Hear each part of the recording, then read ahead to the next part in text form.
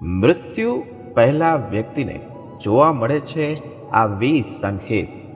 હિન્દુ દર્શન મુજબ જન્મ અને મૃત્યુ માત્ર એક સમય છે, જ્યારે જીવન તેની પહેલા અને પછી સતત ચાલે છે.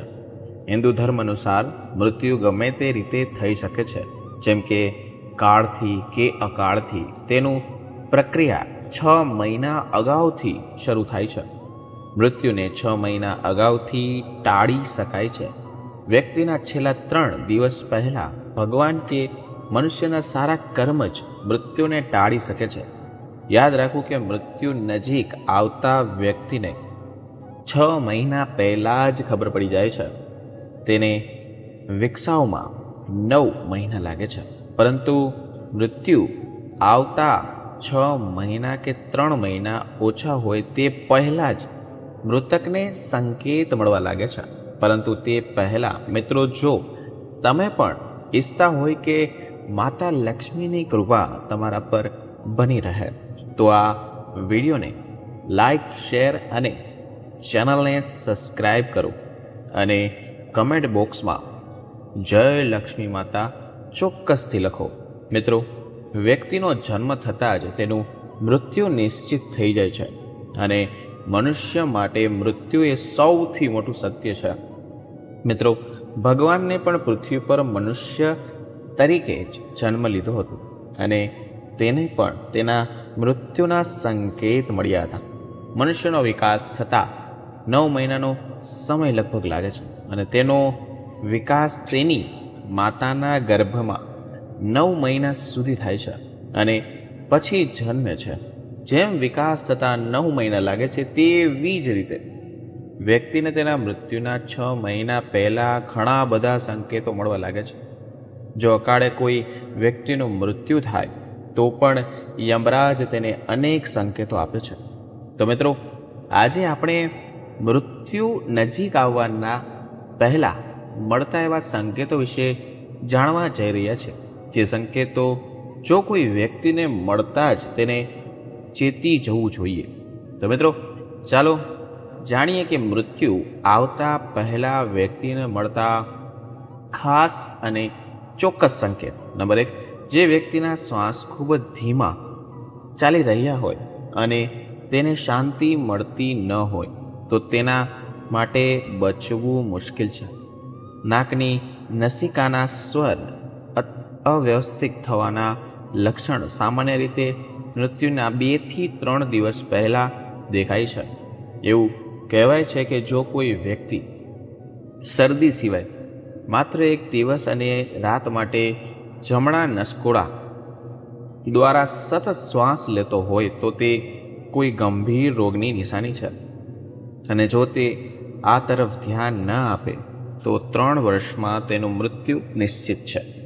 જો જમણો શ્વાસ સતત 2-3 દિવસ ચાલતો રહે, તો આવા વ્યક્તિને આ દુનિયામાં 1 વર્ષ માટે મહેમાન માનવામાં આવે છે. જો બંને નસકોરા 10 દિવસ સુધી સતત ઊભા શ્વાસ સાથે કામ કરતી રહે, તો વ્યક્તિ માત્ર 3 દિવસ જ જીવિત રહે છે. નંબર 2, જો શ્વાસ લેતી હવા બંને નસકોડામાંથી નીકળી જાય અને મોંમાંથી પસાર થવા લાગે, તો 2 દિવસ પહેલાં તેનું મૃત્યુ થવાનું છે. તે જાણી લેવું જોઈએ. આગળ વાત કરીએ તો આયુર્વેદ મુજબ મૃત્યુ પહેલાં માનવ શરીરમાંથી એક વિચિત્ર ગંધ આવવા લાગે છે. આને મૃત્યુની ગંધ પણ કહેવામાં આવે છે. તે હાર્ટ એટેક, બ્રેઇન એટેક વગેરે જેવી કોઈ બીમારીને કારણે ઉદ્ભવે છે. આ ગંધ મૃત શરીરની દુર્ગંધ જેવી જ હોય છે. લાંબા સમય સુધી કોઈ પણ આંતરિક રોગનો ઈલાજ ન કરાવવાને કારણે આવું થાય છે, અને સૂચવે છે કે શરીર લગભગ અંદરથી ભાંગી પડ્યું છે. નંબર 3, આંખોની નબળાઈ સાથે જોડાયેલું એક લક્ષણ એ છે કે વ્યક્તિ અરીસામાં પોતાનો ચહેરો જોઈ શકતી નથી, અને તેને એવો ભ્રમ થવા લાગે છે કે તે કોઈ બીજાનો ચહેરો જુએ છે. નંબર 4, ગરુડ પુરાણમાં ઉલ્લેખ છે કે જ્યારે મૃત્યુ ખૂબ જ નજીક આવે છે, ત્યારે વ્યક્તિ તેની નજીક બેઠેલા વ્યક્તિને પણ જોતો નથી અથવા જોઈ શકતો નથી. આવા સમયે વ્યક્તિને યમદૂત દેખાવા લાગે છે અને વ્યક્તિ તેમને જોઈને ડરે છે. તેથી જ જ્યાં સુધી જીવન ચક્ર ચાલુ રહે છે ત્યાં સુધી શ્વાસ સીધો ચાલે છે, પરંતુ જ્યારે વ્યક્તિનું મૃત્યુ નજીક આવે છે ત્યારે તેનો શ્વાસ વિરુદ્ધ દિશામાં જવા લાગે છે. ગરુડ પુરાણ અનુસાર મૃત્યુના સમય પહેલાં વ્યક્તિ એક રહસ્યમય દરવાજો જોવે છે, તો કેટલાક લોકોને આગની જ્વાળાઓ દેખાય છે અને કેટલાકને તો પ્રકાશ દેખાય છે. જો કોઈ વ્યક્તિ આ બાજુ જુએ કે આ જુએ તો સમજવું કે તેનું મૃત્યુ નજીક છે. નંબર 5, વ્યક્તિ વ્યસનને કારણે વધુ પડતી ચિંતા, વધુ પડતા કામને લીધે અંદરની તમામ જ્ઞાન તંતુઓ અને સ્નાયુઓ નબળી પડી જાય છે. તે મકાનને નીચેના માળેથી ખોદવા સમાન છે. આવા વ્યક્તિની આંખ સામે વારંવાર અંધકાર છવાઈ જાય છે. જ્યારે તે જાગી જાય છે, તે બેઠેલી કે મુસાફરી કરતી વખતે આંખ સામે અચાનક અંધકાર છવાઈ જાય છે. તો જો આ લક્ષણ 2-3 અઠવાડિયા સુધી ચાલુ રહે તો તરત જ યોગ, આયુર્વેદ અને ધ્યાનનો આશરો લેવો અને કોઈ સારા ડૉક્ટરની સલાહ લો. એવું પણ માનવામાં આવે છે કે આંખના આ રોગથી અંધકાર તો છવાય જ છે, પરંતુ ચંદ્રમાં એક તિરાડ દેખાય છે અને એવું લાગે છે કે ચંદ્રના 2 ટુકડા થઈ ગયા છે, જ્યારે હકીકતમાં એવું કાંઈ હોતું જ નથી. મિત્રો, નંબર 6, માનવ શરીરની સાથે ચક્રોનો ઉલ્લેખ કરવામાં આવ્યો છે. પુરાણોમાં ઉલ્લેખ છે કે મૃત્યુનો અવાજ સૌથી પહેલાં મગજ નહીં બલ્કિ નાભીમાં આવે છે. એટલે કે નાભી ચક્ર પર પ્રથમ અવાજ સાંભળી શકાય છે અને મૃત્યુની પ્રથમ નિશાની નાભી ચક્ર પરથી જ જાણી શકાય છે. મિત્રો, આ નાભી ચક્ર એક દિવસમાં નથી તૂટતું. તેની તૂટવાની પ્રક્રિયા લાંબા સમય સુધી ચાલુ જ રહે છે અને જેમ જેમ આ ચક્ર તૂટે છે તેમ તેમ મૃત્યુની નજીક આવવાના અન્ય ઘણા લક્ષણો વ્યક્તિને અનુભવવા લાગે છે. એટલે કે નાભીમાંથી જન્મેલી વ્યક્તિ નાભીમાંથી જ મૃત્યુ પામે છે. નંબર 7, સમુદ્ર શાસ્ત્રમાં ઉલ્લેખ છે કે જ્યારે મૃત્યુ આવે છે ત્યારે તેના હાથની હથેળીમાંની રેખાઓ પહેલાં કરતાં ચોખ્ખી અને સહેજ ઝાંખી દેખવા લાગે છે. નંબર 8, મૃત્યુ પહેલાં વ્યક્તિને કેટલાક પડછાયાની હાજરીનો અહેસાસ થાય છે. આવા લોકો પોતાના સપનાઓમાં પૂર્વજો અને ઘણા મૃત લોકોને પણ જોતા રહે છે. અને મિત્રો, સપના શાસ્ત્રમાં એવું વર્ણન કરવામાં આવ્યું છે કે સપનાના ક્યારેય ભવિષ્યમાં થનારી ઘટનાઓના સંકેત પણ આપે છે, જેમ કે વ્યક્તિને અશુભ સપના આવવા લાગે છે. નંબર 9, જો વ્યક્તિ ચંદ્ર, સૂર્ય અથવા અગ્નિના પ્રકાશને પણ જોઈ શકતો નથી તો આવી વ્યક્તિ થોડા મહિનાનો મહેમાન છે એવું કહી શકાય. એ થોડાક મહિનામાં જીવિત રહેશે એવી શક્યતાઓ છે. નંબર 10, જ્યારે કોઈ વ્યક્તિ અરીસામાં તેનું પ્રતિબિંબ જોઈ શકતી જ નથી કે પછી પાણીમાં કે તેલમાં કે છબી કે વિકૃત દેખાવા લાગે છે તો આવી વ્યક્તિ માત્ર 6 મહિના વધુ જીવે છે. નંબર 11, જે લોકોનું મૃત્યુ 1 મહિનાની અંદર દર્જ થવાનું હોય છે તેઓ પોતાનો પડછાયો પોતાનાથી અલગ જોવા લાગે છે અને કેટલાક લોકો તો પોતાના પડછાયાનું માથું પણ નથી જોતા.